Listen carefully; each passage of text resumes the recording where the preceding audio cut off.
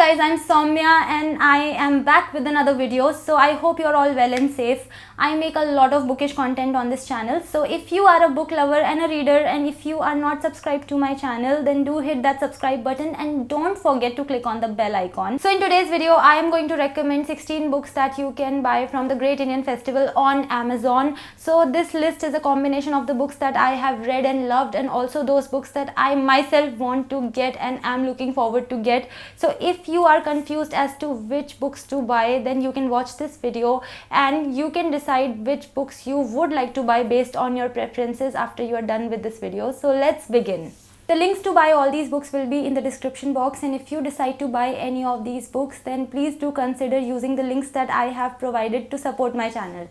The Secret History by Donna Tartt. So this is a murder mystery thriller and has been narrated by Richard Papin, who joins Hampden College, and there he comes across a group of 5 students who study ancient Greek and who are snobbish and they keep to themselves.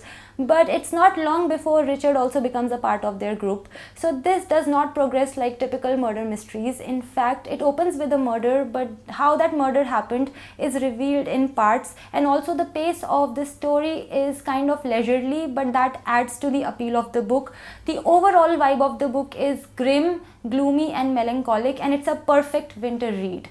The next one is Atomic Habits by James Clear. If you are confused about picking up a self-help book, then let it be this one. It's a brilliant book that talks about making tiny changes, and these tiny changes can compound into something wonderful over the years. And it talks about 4 laws of building habits, and it goes in detail of these 4 laws. This book, being a self-help book, does not get boring at all. It's quite easy and breezy to read, and the techniques that this book suggests are also very doable, so you can actually derive some practical benefit out of this book.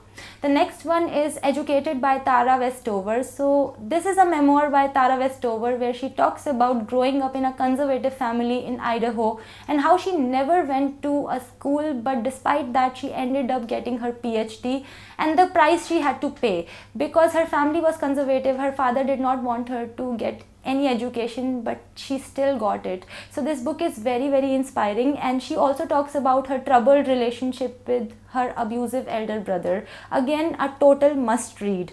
And the next one is When Breath Becomes Air by Paul Kalanithi. So this one is an autobiographical memoir by Paul Kalanithi, who used to be a neurosurgeon and who was diagnosed with stage 4 lung cancer at the age of 36.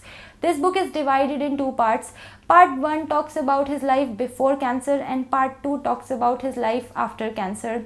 This is an absolutely cry-worthy emotional book to read, and more so because Paul Kalanithi passed away before he could finish writing this book, so it was published posthumously after his death. The next one is The Memory Police by Yoko Ogawa. So this story is taking place on an island, and the objects keep disappearing on this island, and when these objects disappear, people also forget about their existence. So basically people lose their memories of these objects with their disappearance, but there are still a few people who remember these objects and they don't lose their memories.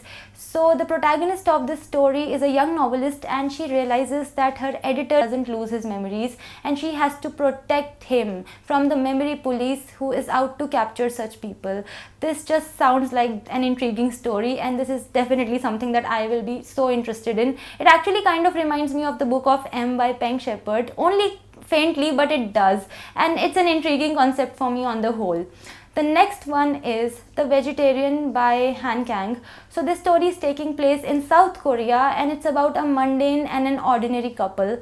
One day the wife decides that she is going to adopt vegetarianism, and this is something that doesn't happen a lot in South Korea, and people are expected to conform to social norms.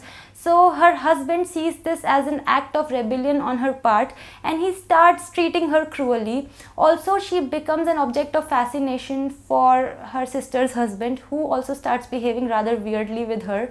Again, this seems like a very different story to me. My past experience with reading literature on South Korea has been that it is definitely disturbing and also something that you're not able to forget. So that's what I'm expecting from The Vegetarian as well, and that's why I really want to read it. The next one is The Midnight Library by Matt Haig. So Nora's life is difficult and it keeps getting worse and worse. So on the midnight of her last day on earth, she is transported to a library, and there she is given a chance to undo all her regrets and live life in other ways that she might have chosen. So this book deals with the question of what is the best way to live your life. Honestly, I don't think that there is an answer to that question, but I really want to see how this story has handled this subject. The next one is Anxious People by Frederick Backman. So Frederick Backman is the author of this lovely book called A Man Called Uwe, and that is why I want to read Anxious People by him. It also deals with the topic of mental health, as is evident by the title of this book. So it's a story taking place in Sweden, and it talks about a failed attempt at robbery in a bank and how the robber wouldn't communicate his demands with the police, and the hostages, who are 7 people, start getting irritated and frustrated. The next one is The Complete Hitchhiker's Guide to the Galaxy series, the complete trilogy in 5 parts by Douglas Adams. So this particular edition consists of all the 5 parts in this series by Douglas Adams. So this is a science fiction series that is absolutely hilarious to read. Earth is blown up by the Vogons and Arthur Dent is the only one who survives, and this is a story of his misadventures around the universe with different characters. As I said, it's a hilarious series, and if you want to have a good laugh, then it's a must read.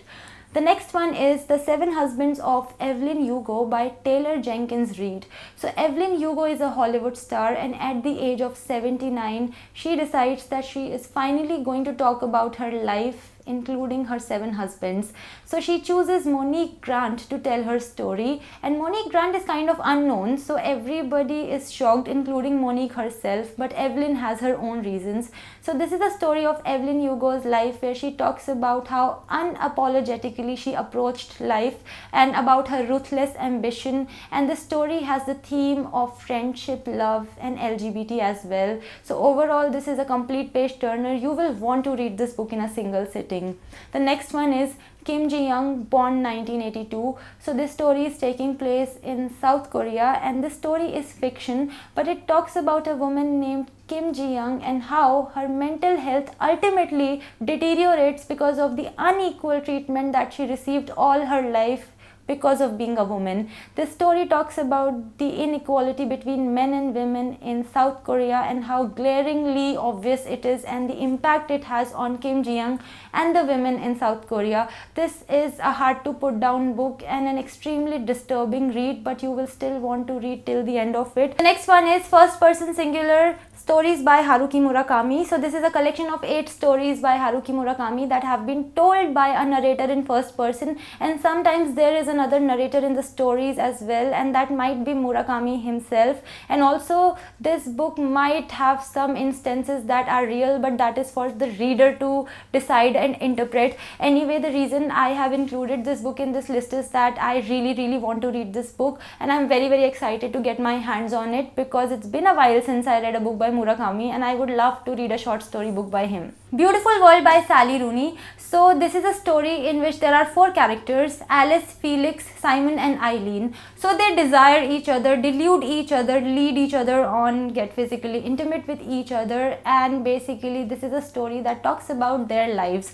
So this is pretty much what happens in today's dating reality as well. So Sally Rooney's take on this story will definitely be very interesting to read, because she is very talented when it comes to capturing complex human emotions. In fact, Normal People was a personal favorite for me back in 2019 because it was a brilliant book, and I don't expect anything less from Beautiful World as well. So I feel this is a great book to buy during this sale.